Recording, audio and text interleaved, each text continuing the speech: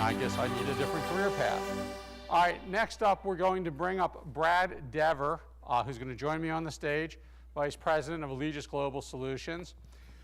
And Brad and I used to work together, so this is not the first time we've ever presented side by side.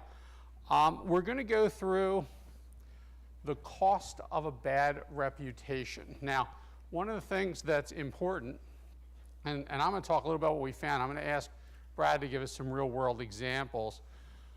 How many people here would like to be recruiting for General Motors? Well, some of you are actually recruiting for General Motors. So, sorry, Beth. I will change the subject and say, how many of you would have wanted to be recruiting for Goldman Sachs after the subprime lending fiasco? Okay? It was a scandal. It's like BP. So let's talk about what happens. We performed a study of how those kinds of scandals impact hiring new employees, okay? And what you'd actually have to pay. So think of it this way, okay? Think of it this way. This is how much harder is your job going to be if your company is a scandal? And are you talking to the people in your legal department, your compliance department, your ethics department, your corporate responsibility departments, and your CEO about how important it is to avoid a scandal? Because your job becomes quantum times harder, and we're going to talk about just how much.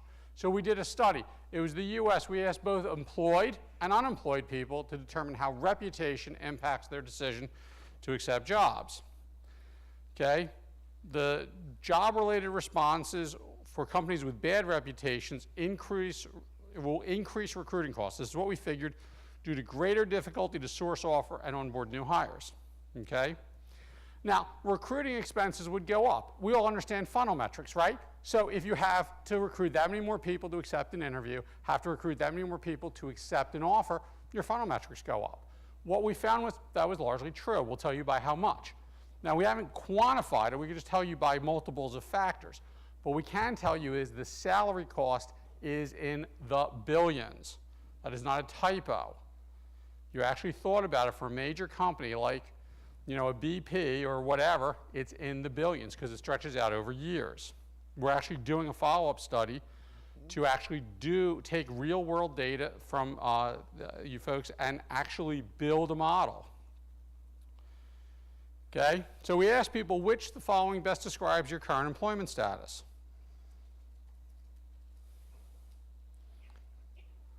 This is really loading slow. All right, so this was our demographic, all right? And as you can see, the employed, full-time, part-time, self-employed actually represented about 55% of the population. So fairly representative of the US population. Okay, we had another 7% that were students and then 12% that were not currently employed.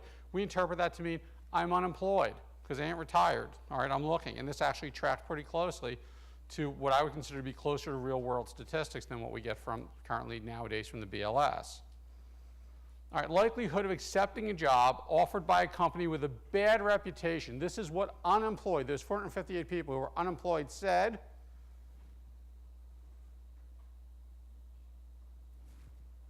"69%. So, let me just go back for a second. 69% said they're unemployed. Not very likely, not at all likely to accept a job if they were unemployed. Brad, when you guys are out recruiting with the Allegis Group, you know, and you're trying to, how do you sell past that kind of thing with a company that has a reputation issue? Well, frankly, it's one of the hardest things to overcome, right? So as good a recruiter as you could possibly be, you know, to impress. You were not a very good recruiter. No, I was never a good recruiter. That's I know. why I'm here.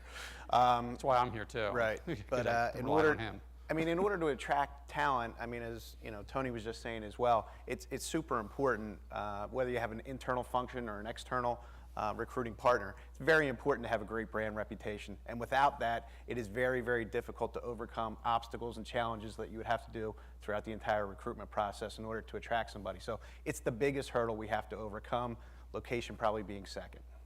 So when you hear companies like MGM Resorts this morning talk about their corporate social responsibility is a very important part of their brand. That's because this kind of thing helps them recruit versus their competition. Okay, so what percentage pay increase would a company with a bad reputation have to give you in order to accept? So 31% just said, no, I'm not taking the job. I'm just not taking the job, okay? Another 33% said, yeah, no, I would need a ridiculous raise that you would never give me. Now, if you can find a company with a bad reputation that is currently giving 100% increases, please come forward and tell me who they are, because I will apply today. Okay, how many of you have processed an offer through your talent acquisition departments in the last week that was a 100% increase?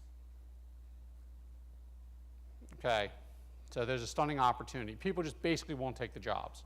66% of them said, if I, you know, and I think that the likelihood that an unemployed person who's been unemployed for 40 weeks won't take a job with a company with a bad reputation is not, it's not 66%. They'll take it, but only if they're desperate. That's what this really means. They'll look everywhere else. They'll try anything else to find a job that's with a company that is not, in their eyes, damaged. And Elliot, one of the reasons that Allegis, really sponsored this study was to validate a lot of what we had been thinking in the marketplace was the case, and what we had been, talking to our customers about.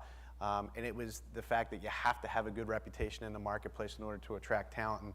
And this just validated everything that we had been talking about. And at 5 o'clock, if you're lucky enough to stay around right before cocktail hour, Kristen, my colleague from AGS, and Megan from CA Technologies have a really great story about some of the great work we were doing with CA Technologies. So I hope you can stay around to listen to that. That was a very good point and a very nice plug. Thank you. All right. Shameless. Shameless plug, and we were okay with that. All right, so what percentage pay increase would a company with an excellent reputation have to give you in order to leave your current job?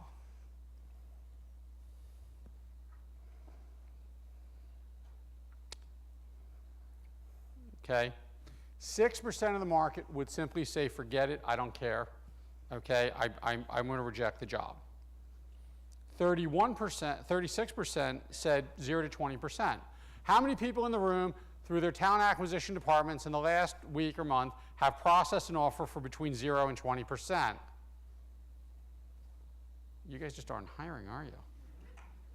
All right, no. So that's the reasonable level. So 1/3 of the market, they're currently employed, got an offer from a company with a better reputation than the one they had, they would take an offer of 0 to 20%. Okay, now before we saw that the would reject was 31%, out and out would reject. Here it's only 6%, okay? And we saw that the move before took only 12% of the market would consider 0 to 20%. 1 out of 8 people, okay? Here we'd have 1/3 of them. More than 1/3 would take the job.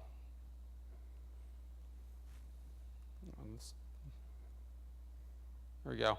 So prospective employees are 3 times more likely to accept an offer of up to 20% increase if it comes from a company with a good reputation. 3 times more likely. 1/3 of the employees would require above a 50% increase from an offer with a bad reputation versus 20% from a good one. And here's the big story. Prospective employees are 5 times more likely to just refuse an offer or refuse to consider an offer from a company with a damaged reputation. And if you can hire them, you have to pay them a fortune to get them to start. So Brad? Yes, Elliot. What do you do to counsel your companies about how to manage their employment brands to make sure that they stay on the good side of this ledger? Yeah. What are the kinds of things that you can counsel them? I mean, it's super important, and the simpler things that I'm sure a lot of people are already doing. One of the easiest ways to measure whether you're an employer of choice in the marketplace or whether you need help with your brand reputation or your employee value proposition is simply doing candidate satisfaction surveys. And it's important to survey those people, probably more important to survey those people who don't accept an offer with you as opposed to the ones that do, to understand the rationale and then the reasoning behind it. If it has something to do with your hiring process, where they can go back around the water cooler, if they're not taking that job and going back to their colleagues and saying, hey, a terrible interview process, You know, you waited in the lobby for 45 minutes. All of those types of things impact employment brand in the marketplace. So to survey candidates, it's very, very important. We counsel all of our customers to do that, and a lot of the findings can really help build out that brand reputation. All right.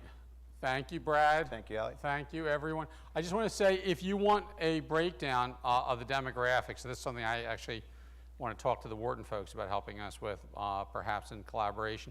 It's very interesting when you break down the demographic data. So I'll leave you with one thought. And by the way, this report is available. You can get it. It's on hrotoday.com. If you want the more demographic report, just get in touch with one of the people outside or Larry Bassinet. What do you think the people who would accept versus reject, if you looked at the aversion to companies with bad reputations, what do you think the differential was between people who were 35 to 50, or you know, sort of in the more senior level, versus the 18 to 25-year-old range? Who was more likely to turn down a job with a company with a flawed reputation?